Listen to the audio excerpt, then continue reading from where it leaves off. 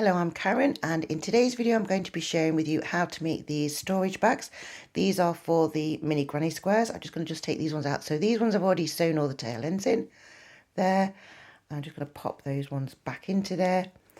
And so what you do is you, whoops, daisy, you work things in stages. So these ones I've actually got, so you can see where I've got my tail ends there. So these ones obviously haven't been sewn in. This has got a smaller bit, so I've already started to sew tail ends in on those. And these are just lovely storage bags.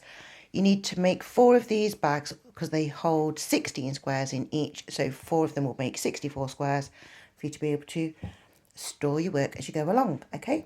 All right. So what we're going to do is I'm using a 4mm crochet hook there. I'm using the Pato baby yarn today in a baby blue colour. Okay.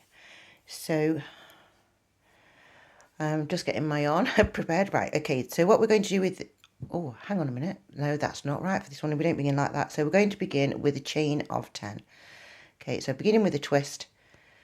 1, 2, 3, 4, 5, 6, 7, 8, 9, 10. Okay, so into the second chain, so that's 1, 2, we're going to work the half treble crochet if you're in the UK or half double if you're in the US. So you're going to go in there, yarn over, pull through, then yarn over and pull through all 3. And we need to do 2 of those stitches into that same space. There, and then we make a chain of 4. So it's 1, 2, 3, 4. So nice and easy. We're just going to do that repetitively all the way down the rest of this chain. Okay, so we're going to go 1, 2, and then do the chain of 4. 1, 2, 3, 4. Sorry, I'm just getting some more yarn. Okay, and we're just going to keep doing this, say, all the way to the end of the chain. And I'm showing you how this actually works, as in real time, just so that you can see that you haven't misunderstood. 1, 2, 3, 4. Okay, because effectively, yes, we are beginning in a row to start off with, but then we're going to actually work in the round.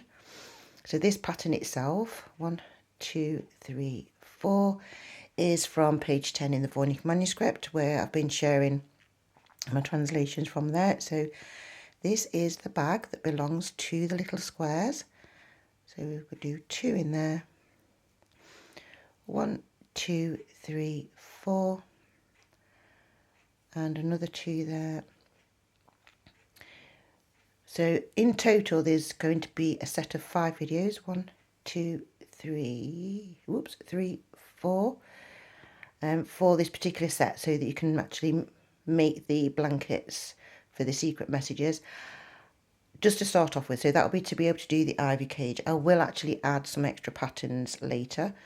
1, 2, 3, 4, and my aim is to put them all into a playlist, and I've got a video to do where we've got the instructions on how it actually all works, and I've actually written out all of the patterns. 1, 2, 3, 4. Got one more to do, like one more pair of stitches to do there. So that's 1 and 2. So when you've got to this point here, you've got this messy looking thing, right? You should have 8 loops. So 1, 2, 3, 4, 5, 6, 7, 8 loops.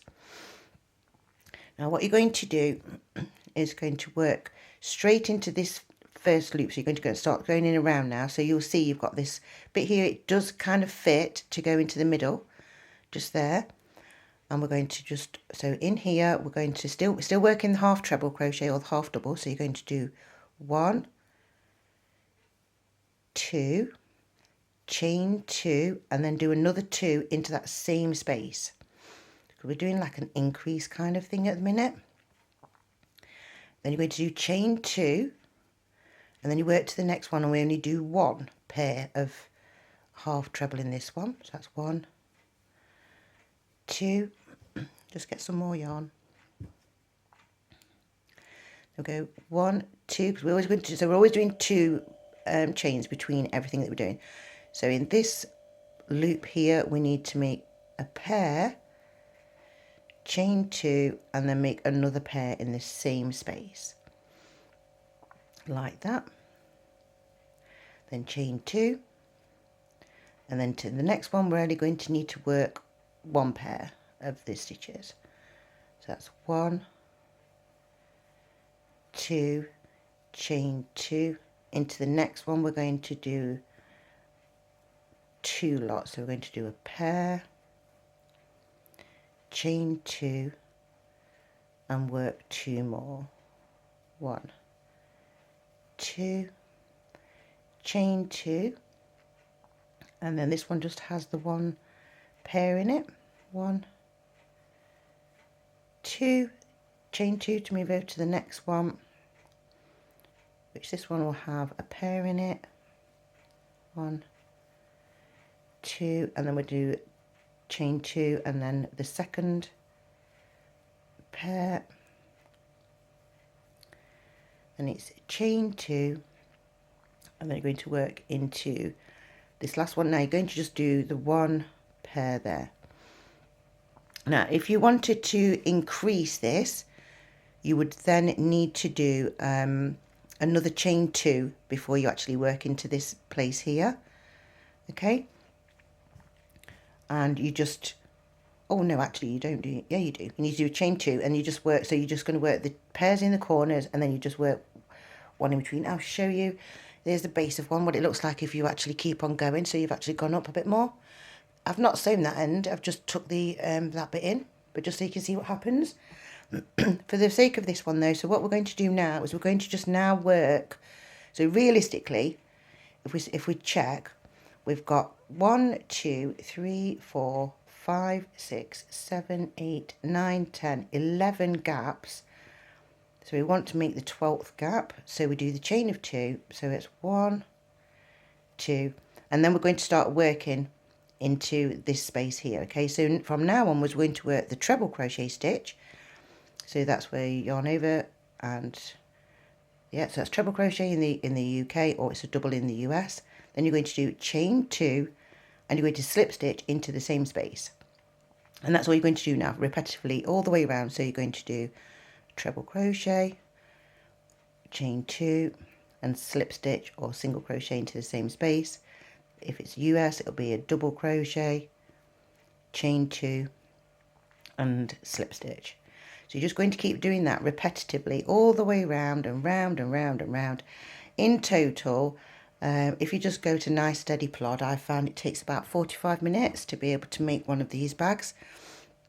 So it's not like it takes a long time, but also, yes, if you're making a blanket, you go, oh, that's taken away 45 minutes of my time. But it makes your life so much easier as you go along to be able to have the bag, because you've got a goal to aim for, which is to fill the bag. And when you make the actual squares themselves, they take about 5 minutes each, so you can have like little 20-minute sessions if you want to do that. If like me, you actually got a full-time day job and you're doing this as a hobby or fitting this in with your other activities in your life, it's a nice little project. It's one of those ones where I found that, you know, like if you was on the go, so to speak, you know, like if you was taking it away with you for a little trip or something, it's something that just, you can prepare all of your pieces ready to actually make the actual finished square blanket at the end of it. Oh, talking of the blanket, I should show you the latest blanket that I've finished, because this one, I absolutely love it. I really, really do. It's so perfect. It's like it was meant to be. But just so that you know, so now I've got to the end of the round now. So this one, as you're going round and round, it's going to be hard for you to actually see where your rounds are.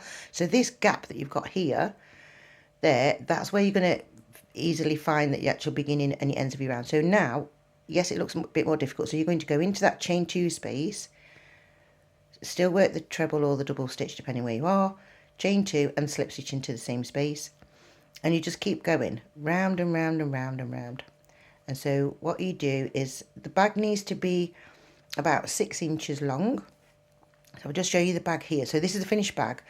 These are the tail ends. You keep your tail ends. So I've just looped them. Look, if I just take these off the end, just there, just so you can see. So they're the tail ends. You keep those when the bag's not in use with your things in it. You put those onto there. The hole is there so that when what you do, let me just get the bunch of squares. Look, So you get your bunch of squares. When you've done them, when you've first done them and you've actually got all of your tail ends not sewn in, you get your 4 tail ends, you do it like that. So you've got like your slip knot. You'd make, so you have a bunch of 8 of them. So you end up with like 2 bundles. And then what you do is you use the 2 bundles and you loop them together with these, with the tail ends. And then when you've actually sewn in all of your tail ends, you get the tail ends and you'll use this to wrap around the tail ends like that. Can you see that? Yeah, and so you just have all of your tail ends in a little bunch together. And so the hole is there designed deliberately so you can get your finger and your thumb in, or you can actually get, or I can actually get in 2 fingers and a gap and my thumb all the way through there, so you can actually push your things right all the way to keep them nice and neat. Okay, so that's all you're going to do. Oh yeah, sorry, I'm going to show you the measurements. So if you've not got a tape measure with you, you can just use your hook. So if you just use, so from the where you actual the very end of it there, look, you can see. Yeah, so you can actually do it that way around as well, where you measure from that point. As long as it's as long as your hook, you know you're going to be able to get all of your 16 squares in there.